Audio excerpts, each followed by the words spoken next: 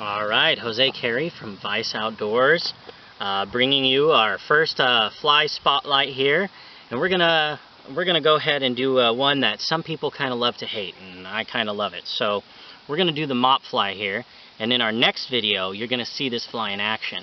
But we're gonna go ahead and tie one right now. So I'm using a size 10 jig hook and a 4mm bead. You can size that up or down. Now this shank is a little longer than I usually like to use, but it works just fine, especially when fish are short striking just a little bit. Now my favorite ones are in tan and chartreuse, but we're going to go ahead and do a chartreuse real quick. Okay, now stay with me, this is a complicated fly. So I'm going to go ahead and take my thread. I'm going to build a thread dam behind my bead here.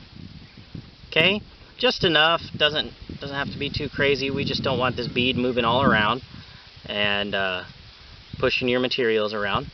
Then you're going to make a quick thread, kind of a thread base right here, just a layer.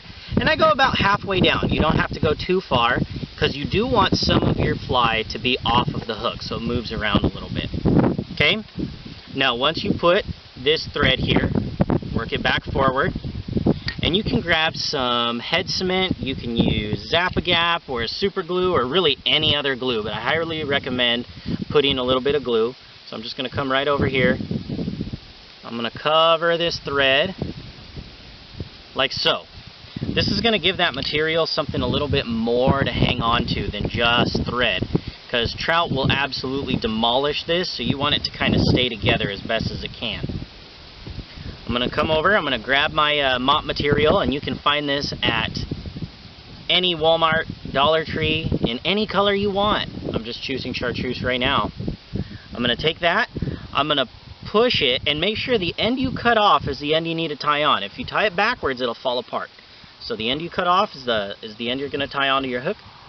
You're going to push that onto that glue that you just put, okay? And then you're going to use the thread and you're going to capture just the top part of it.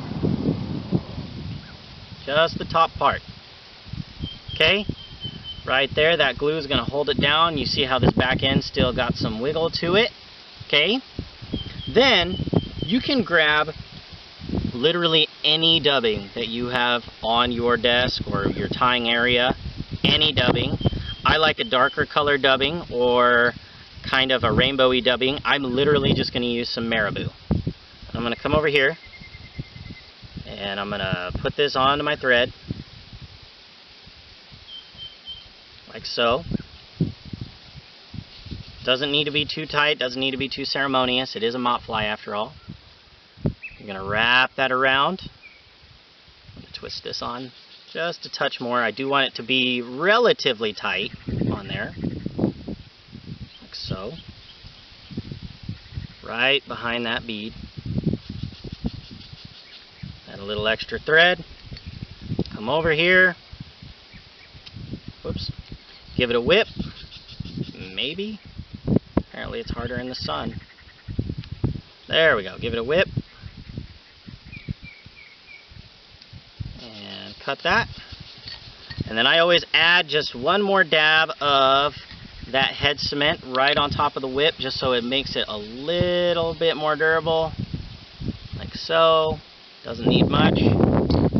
Boom. And that right there is your mop fly. Super simple, super effective, and like I said, on the next video, you'll see this fly in action. Tight lines, everyone. Thanks for watching, everybody. If you liked what you saw, please comment, subscribe, and follow. We'd love to hear your questions and your feedback. If you want to follow us on other platforms, you can find us on Facebook and Instagram. You'll find the links down below. Thanks for stopping by, and tight lines.